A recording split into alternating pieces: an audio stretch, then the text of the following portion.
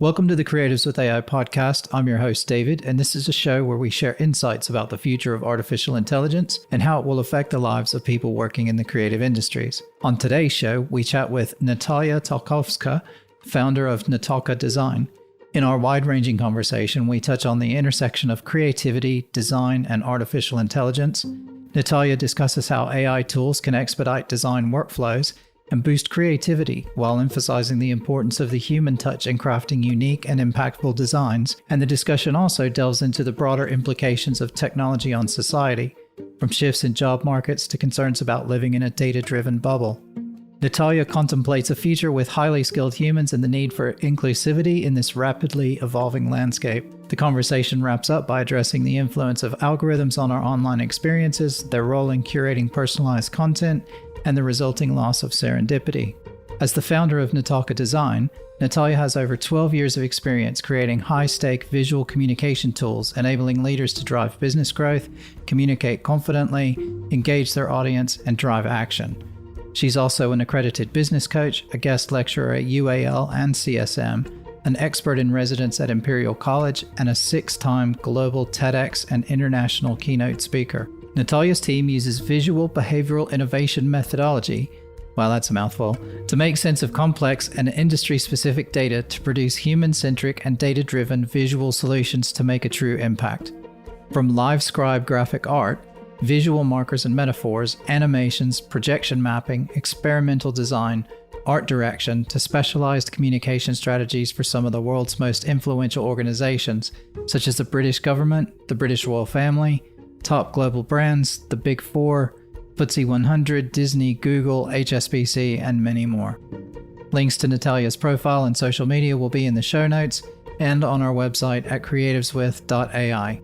Thanks for listening, and I hope you enjoy this wide-ranging conversation with Natalia.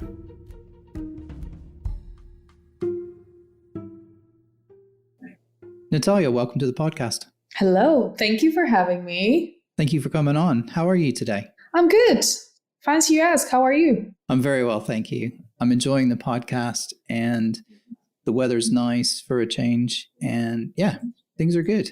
So it's summer. It's amazing. I can't complain. Anyone that complains about summer or heat, don't come to me. I love it. Exactly. So I've done an intro at the beginning of the podcast, so people know your official bio.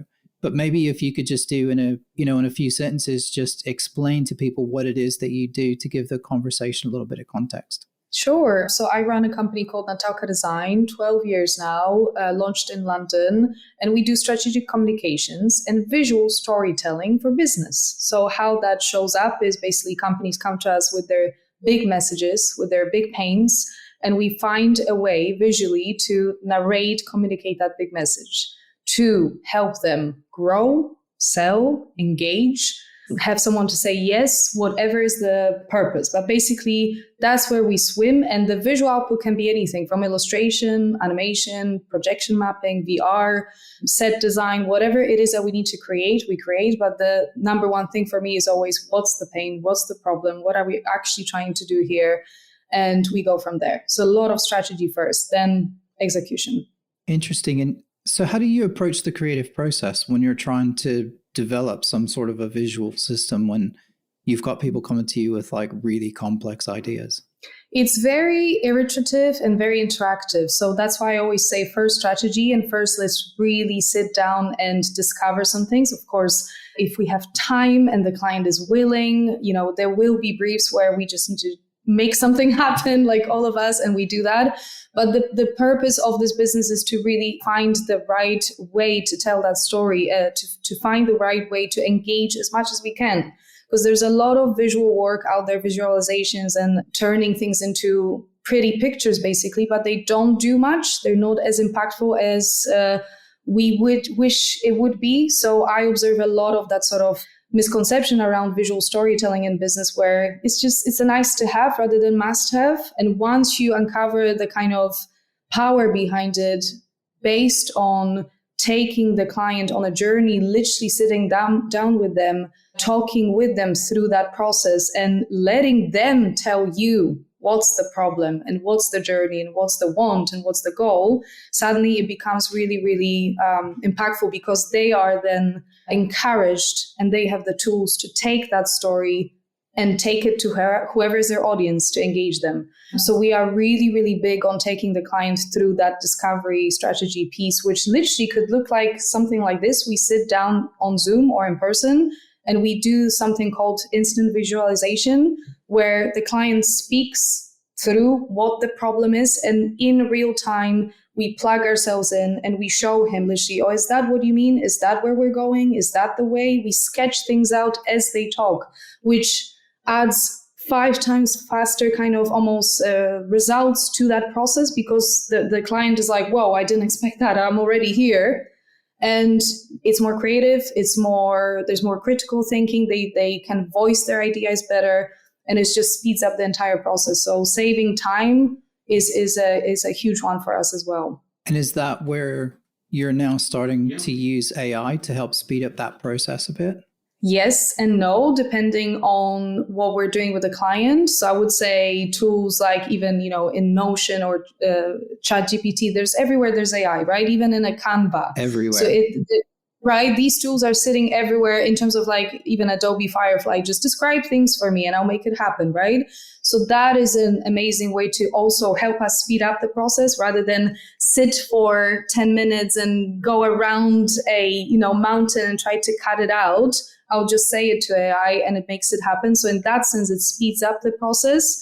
In terms of very contextualized, personalized work with the client and following what they say in a very kind of in tune way visually and with the brain, that's still very much a human experience. So we dabble, we take things from AI, but we can't rely fully, because there's not that sort of context to it yet.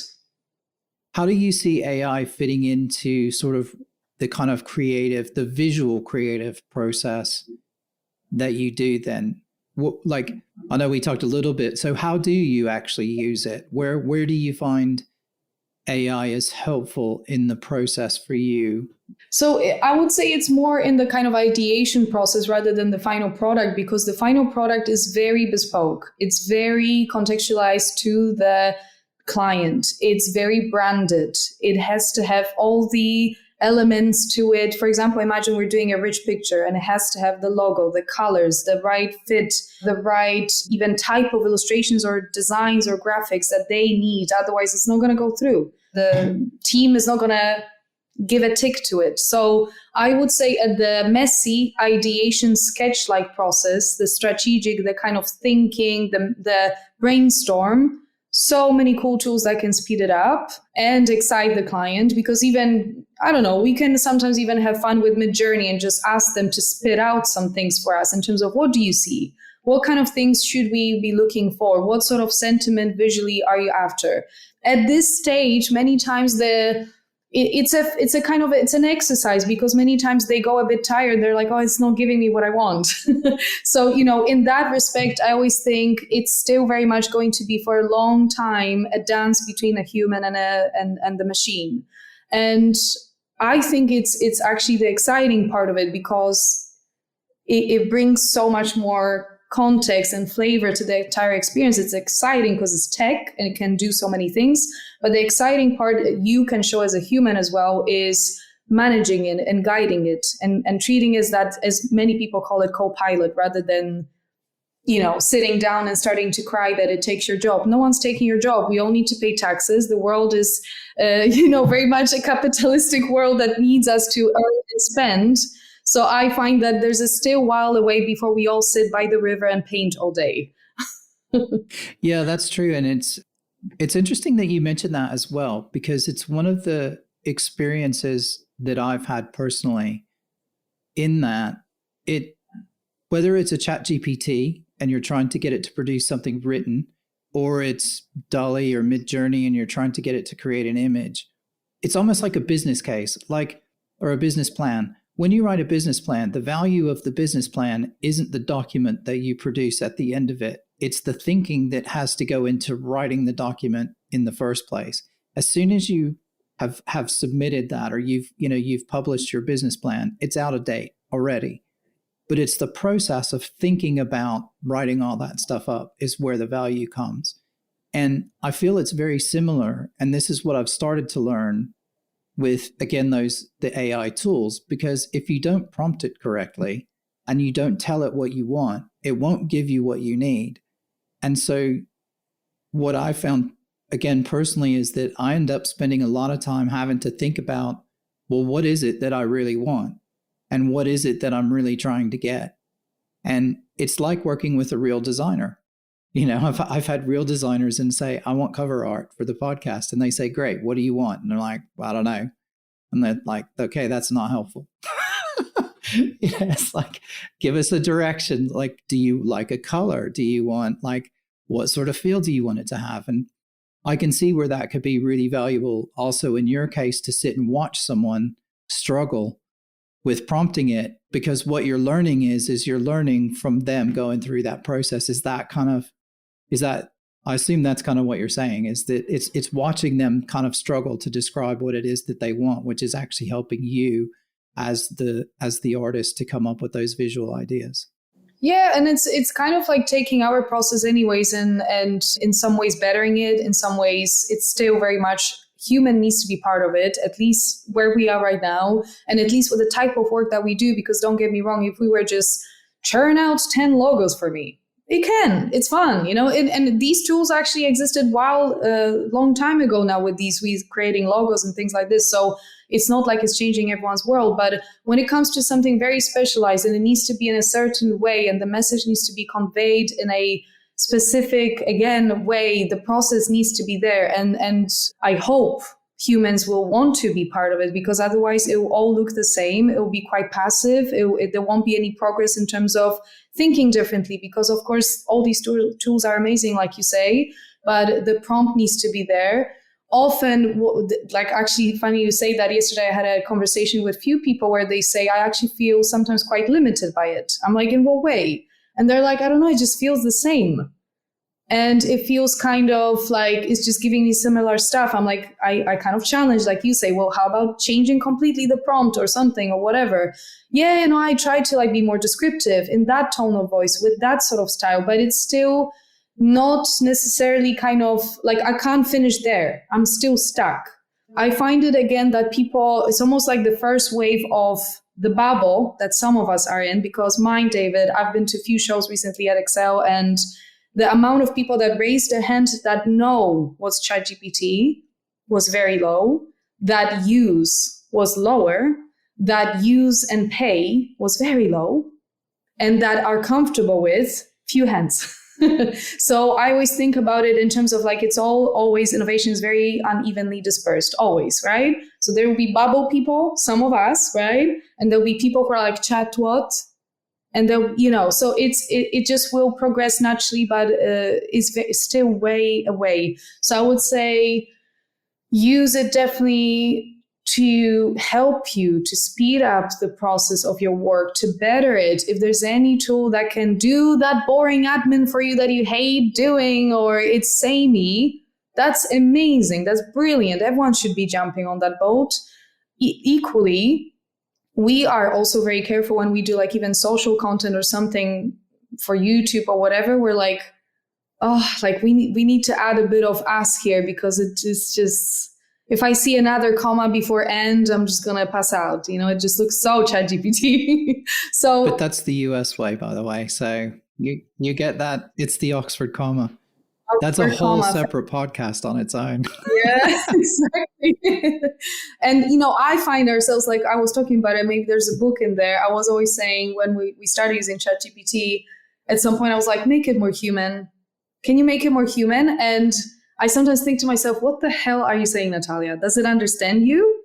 Like, what does it mean? What sort of information does it take from? How does it perceive it? Me saying, make it more human.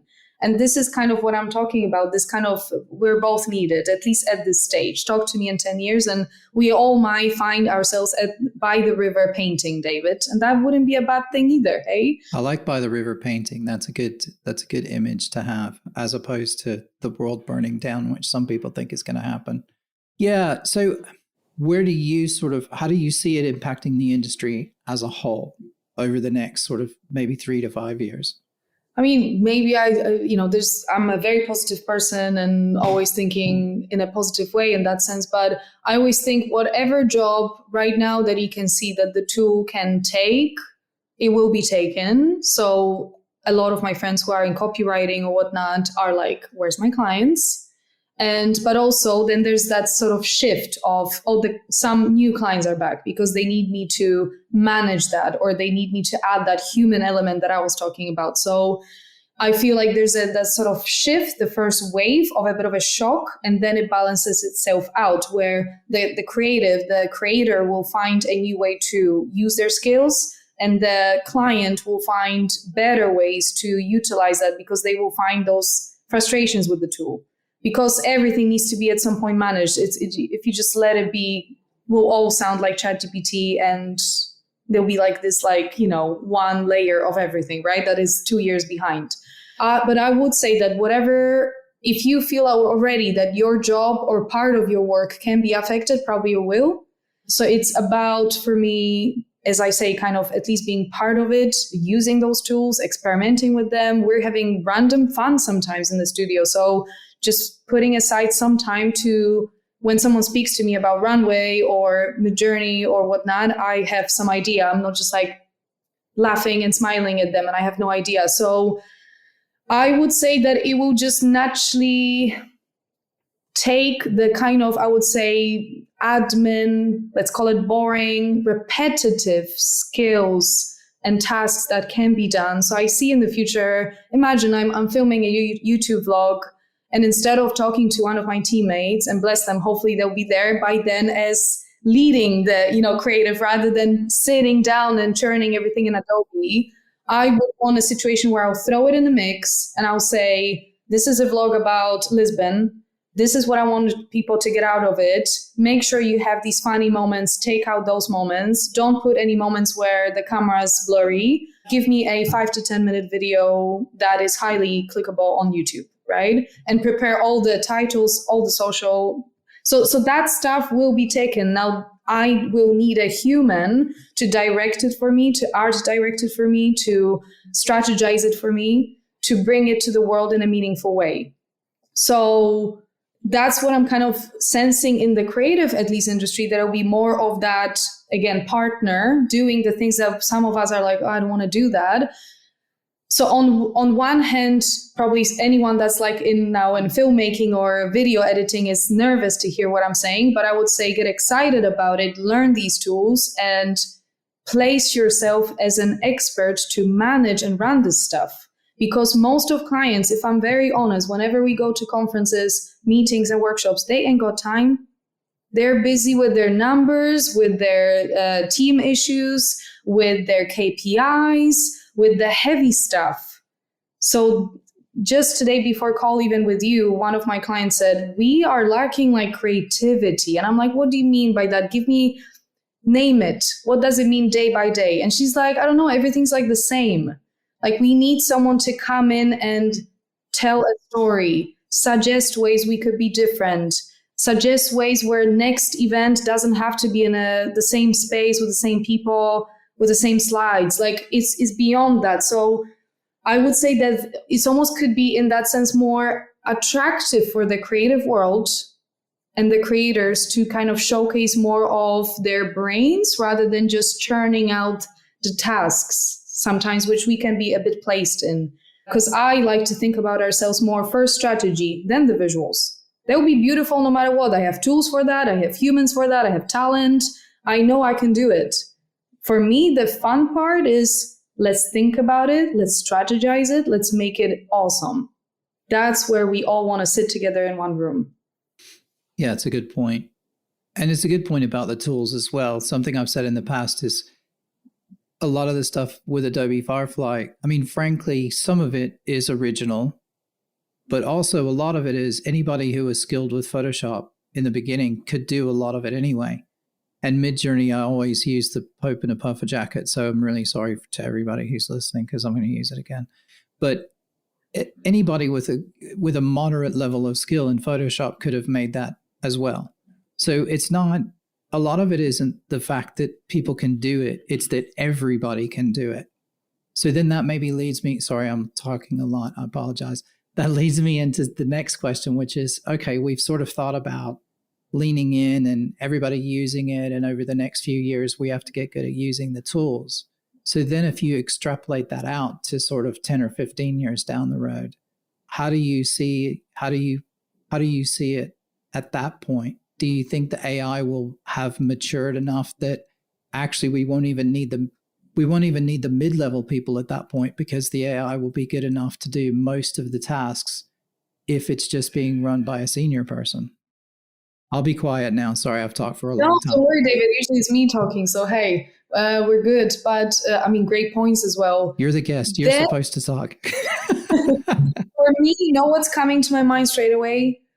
Whatever happens with this planet and machines and tech, humans, in order to thrive, be happy, go less to therapy, don't feel lonely, isolated, and unhappy, need other humans.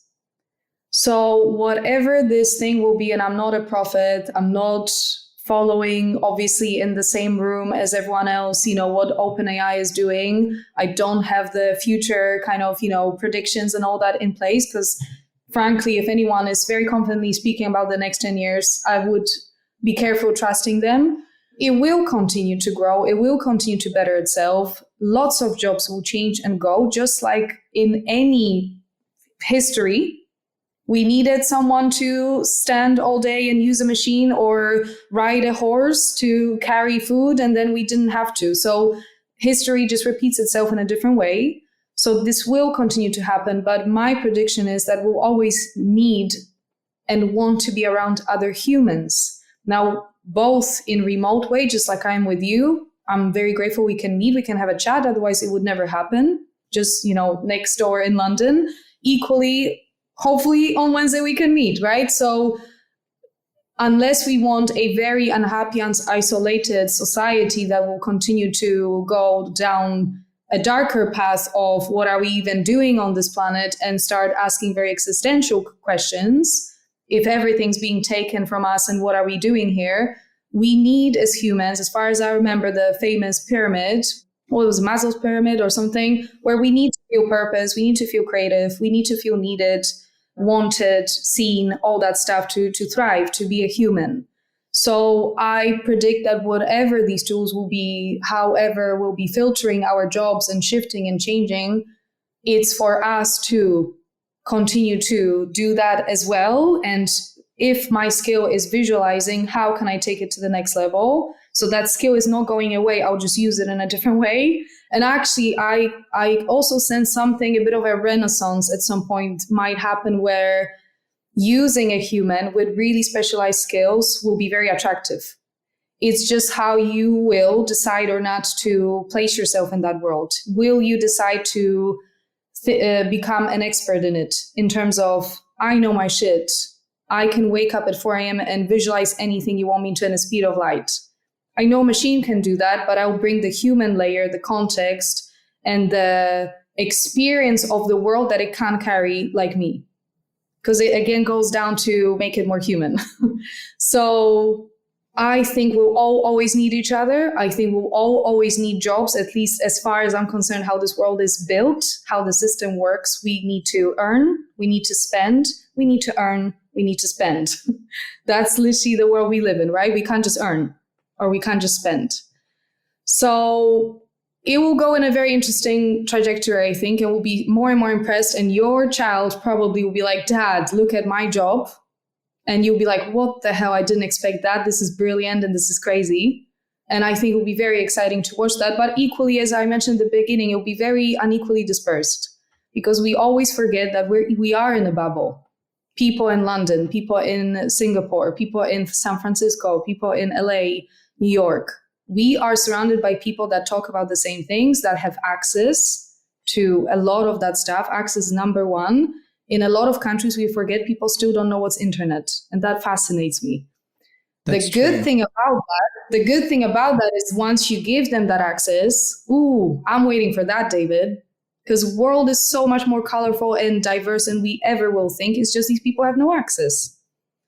So everything in that sense actually excites me. I want more people to get access, that they can sit from wherever they sit and spend really little, and they have still super high skills, and the world will go like, whoa.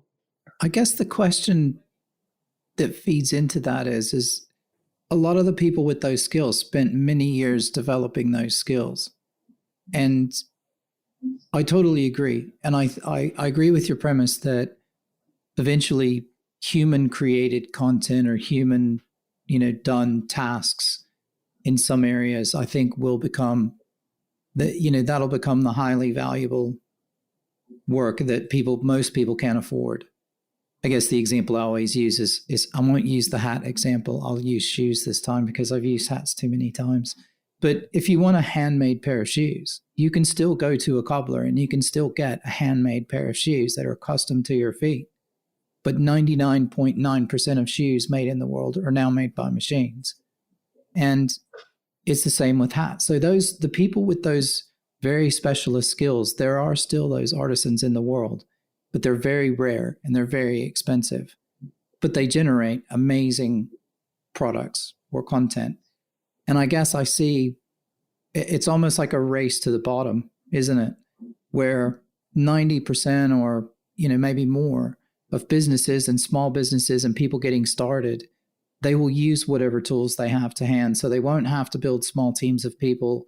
And the content will be mediocre, but that's just because it's good enough and it's better than what they could do themselves. And so as long as it's better than what I can do myself, then it's still an improvement. It doesn't mean it's the best in the world, but it's still better than what I could do. So therefore it's good enough. And yeah, it's interesting. I'm curious to see what happens. And you're right. None of us can predict what's going to happen. None of us can predict what will happen in the next year. I mean, something will crop up that none of us ever even contemplated would happen, in 2024 or 2025. And we'll just be like, where did that come from? I would put a longer fixed rate on my mortgage. So, hey, I want someone to tell me that stuff. When AI that was going to happen. But no, in all honesty, I think going into it with fear is not going to help anyone of us. And I predict that your audience might be quite in a bubble or in a periphery of the bubble. And if you are, that means you're already privileged to be able to listen to a podcast like that with people who share about it. You can possibly, hopefully use that too as well. If you do, you're privileged, then use it. Because a lot of people will super follow you down the line, and it will be much slower for them. And as I said in that show that we just went to, where scribing, most of people still have no clue what we're talking about, or they heard, but they're scared. Because the trajectory of the change is always super slow. In general, as humans, some of us, as you said, those individuals will take it, will churn it out, will earn millions on it, and they're fast. And there's few people like that in the world always when something new happens. NFT, metaverse, you name it. There's always these experts. They churn it out, they make millions, they disappear. But most of us, any change, we don't like change as humans because it means that I need to do some work. We don't like work. We like work that we like. Yeah, of but course, we don't like, I need to learn about it now. How many people in my network or clients are very passive about it? Down to how do I log in? Yeah. Stuff takes time. So the funny bit here is that we take time. The tool is very fast, which gives a lot of people headaches when they see daily new tools on Product Hunt popping up like there's no tomorrow. I'm just learning Notion. Wait. And there's like 10 more tools. Yeah. Yeah. There's hundreds of tools already. And what's been interesting is the speed at which a lot of the platforms that are out there have been able to integrate AI into their platforms. Notion's a great example. I use Notion and then Notion, pops up or actually Adobe's a better example because Adobe, there was no even thought, or as far as anybody outside of Adobe knew anyway, there was never any thought or plan or nothing was in their roadmap about having an AI tool like Firefly that could help generate parts of images and do all the things that it does. Yet in less than 6 months, they went from seemingly having no product at all to now having a total product that is a fully capable AI product that can do amazing things. So that's been really quick. And I think part of the challenge that we're going to see is that the rate of change is so much faster that a lot of those people, and I agree with you, there are a lot of people out there who either they just discount it because they don't believe it. And they think, oh, well, it's not a human. It's never going to be as good as a human. And so they don't really have to worry about it. And it's just going to sneak up on them. And some of those people, when you actually sit down and show them and say, okay, what do you want? And they try and come up with the most challenging thing they can come up with. And you put in a prompt and it comes back with an answer and they're like, oh my God. And you're like, yeah, you should probably think about this. Yeah. So yeah, I do have a question. Sorry to slightly change topic, and that came up just while we were chatting. One thing I find is that at the minute, a lot of people, professionals, creatives, whatever, we hold AI to this really super high standard, like it has to be perfect all the time. And humans aren't perfect ever. So where do you think that idea comes in and that pushback comes in? Do you think it's like a defense mechanism that they say, well, it's not perfect, so therefore it's no good? Whereas humans are never perfect. So is it a way to sort of put the technology down to then have to not pay attention to it? Because it makes me feel like I need to up my game. I mean, we are built from when we're at school and in homes to, it's all about like at school, be perfect, have the A grade, and all that stuff. So we're taught to always impress and be on that top. And it's very unfortunate because it doesn't help our creativity or work or life or health. And once you understand that, like nothing, what is perfect? What, like the movies that we watch that are not real, what is perfect, right? And everyone has a different perception of perfect. So again, it's a bit like, it brings me back to when we were one of the first companies, at least in London, UK, as far as I know, to start using tech instead of big papers, big foam boards, heavy markers, all bad for the planet when you think about it. And no one knows what to do with that bloody thing afterwards when we were doing these big, strategic pieces or conferences. Looks brilliant and stops people, does the job. And don't get me wrong, at certain places, it has still very much a place. But we were one of the first ones to be like, no, let's jump on digital. We're going to try it. And it was awkward. Most of tablets didn't work as we want them to, died out quickly, got warm. I mean, how many conversations I had with like Microsoft team, we were testing Surfaces, the Studio, iPad was the kind of first one to really get it, but still not perfect because it doesn't feel like drawing. It's never, and to me, as most of my colleagues in the kind of visual world, let's call it, it's not perfect. It's not like sitting down in front of a paper and physically creating something. But what it does, it speeds you up. It's more crisp. It's digital. Therefore, there's more use. It saves the planet. It's cheaper. It's all these things that client will say yes to. So that just reminds me that story of like I was pushing and pushing and pushing how many tablets and screens we tested to get us to a not perfect place, but just good enough that we can do our work at certain level for the client. Same with this thing. It's not perfect, but then what do you mean? Like this thing is here now. Use it to the best of your knowledge and to the best of everyone else's knowledge. So if your knowledge is limited, get yourself a 60 prompts PDF for $20, learn some new prompts. If your mid-journey, let's say imagination is struggling and you're like, oh, I said that already, it doesn't look like I wanted to, look at 100 examples of how people prompt mid-journey to get different outcomes. So, and that's how you can progress. That's how the program will progress with you. Otherwise, what is perfect? In the next 2 years, you will talk to me and that will be the next level, right? And the last one we'll laugh at, just like we laugh at the old phones that we used to have. How funny. Now they're looking like that. Well, your kid is going to laugh at you that you probably strained your neck as an older person. And he'll be like, why did you stare at this block, Dad, all the time?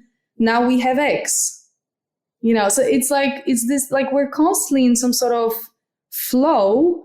And I would say, learn it well enough to the best of your knowledge and the best how you can use it and utilize it. Otherwise, stop whining and make a better product. Yeah. I just find it interesting because people will produce something in, I don't know, ChatGPT, and then they'll say, oh, it made this up. Or, we need to have a detailed list and a log of how it arrived at this decision. And my question is always, so how did you arrive at your decision? Tell me in detail, write a detailed log of all the experiences in your life that led you to come to that decision. And a human can't do it. So why do we automatically assume that we need to understand every single detail of how it came up? Any AI tool, it could be anything, whether it's doing chemistry or it's playing chess. If you ask a chess AI to come up with the reasons, it would probably give you 1,000 pages of text that you couldn't read through and understand anyway, because it's like a human. And I just find it really interesting that people keep saying, oh, but it made a mistake, or, oh, it made up something. I'm like, yeah, so does Joe down at the pub.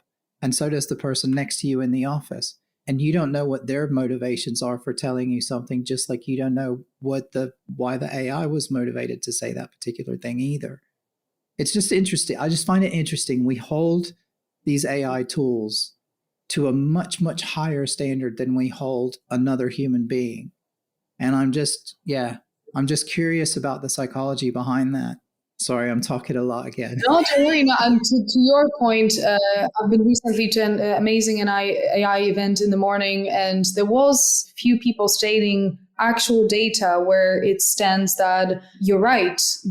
What are the motivations of the tool? Apparently, depending on the geography where you are, what's stored in the data, all sorts of things, even down to, it could be soon very much your IP and where you're based, your age, your sex, because everything's available. All your information about you is available. It will possibly prompt something very kind of, as it wants to prompt. So the lady was speaking about how, let's say there was a question about top C-suite leaders in this sort of industry, and it was, let's say, list of 10 men, where if you really dig down into the data, there'll be in between easily, and that list should be like 4 to 5 women or something like that. For example, I'm just giving that out of, example. And it just made people think be careful, what you trust. And yes, it's information, but as you just said, David, if you tell me sky is red, I will trust you or not. And if someone tells me, no, sky is blue or sky is yellow, really, you see blue, but it's yellow, really. It so depends. We have to be careful of this whole, I'm not talking about fake news right now, but I'm talking about questioning everything you work with, because it's so designed to show you certain things. And even with algorithms and everything, do you think I bump into specific Instagram profiles by chance? No, there's no chance anymore. Maybe at the beginning it was a big little maze that we were all fascinated by. And if you found something that you really like, I don't know, this manga character from Japan poster, and you can download it and it has few kilobytes, it was the most exciting thing. But now everything I see, it's designed for me to see, because they know my age, my sex, my spend, people I'm surrounded by, what I spend more time on when I scroll. It's down to everything. So it's be mindful. Which has actually been a big discussion, I think, in advertising and ad tech circles for a long time, which is all it does is it puts you in a spiral. So the more that the algorithm learns about you and what you click on and what you look at, or if you linger over an ad a little bit longer or a picture a little bit longer than something else, then that all feeds into this profile that they build for you. And then they only give you content that they think that you're going to respond to. And what they don't do is they don't random test for the stuff that you may be interested in that they don't know about. And so you end up in these bubbles or in these sort of, these kind of spirals around the same sort of content. It's really interesting if you go on, particularly on Instagram, it's quite fun to go sometimes and search for something random that you've never searched for. And you'll get confused and watch the results come up, because then it starts showing you tons of that content, because it's like, oh, is this something else that you're interested in? So it wants to see how you react to it. And it'll do it across all the platforms. So you can search for, I don't know, yellow surfboards or something, if you don't surf, and something unusual, and then go on YouTube, go on Facebook, go on LinkedIn, and all across the internet, you're going to see surfing related stuff and yellow surfboards and all that sort of thing. So yeah, it's those sort of bubbles that you get put in are quite interesting from an advertising perspective. And we've talked, because I was in the ad tech industry for a long time, and so we always talked about that and how you kind of keep that from happening. That's why for me, it's like the beauty of serendipity and randomness is super important to keep in your life in any sort of way. And what I'm talking about here is meeting other humans in reality and traveling, for example, if you can. If you're, again, privileged enough to travel, and if you're surrounded by people in your life where you're not on a mountain with one big house, if you're happy, that's great for you. But I would say that try to keep those two things in life, because when I think about going on Instagram, anywhere in tech space, anything plugged in, it will influence me because it knows what I want to see. There's no randomness. It will show me what I want, what I predict. You think sometimes like, oh, look at this brand that I found and I'm so original and I bought this like sweater from them. No, you didn't. It was shown to you because you looked at 5 other things like that and you slow down when your friend was wearing similar, right? Yeah. On a picture. So I really, really encourage all of us still to be plugged in the real world, because that's where your brain will still be able to stay fresh, live longer, hopefully, think critically, randomize, talking to another person, observing life happen around you, and traveling is amazing for that, because that's where the real stuff, not influenced by the tech, will come at you. Meeting a person that you haven't thought about, listening to a tune you never heard, reading something that will challenge your thinking, observing a couple doing something that you've never seen, whatever. So we need that stuff. Otherwise, it's very much, when you think about it, designed for us. What my day will be online. I think that's a good place to end the conversation, just because that's a nice little bit of advice that we can leave everybody with at the end. What do you think?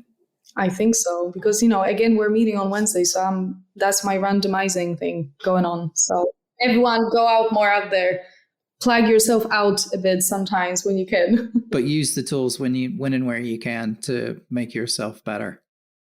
Totally. Embrace it and almost think about it like supercharging your already amazing skills.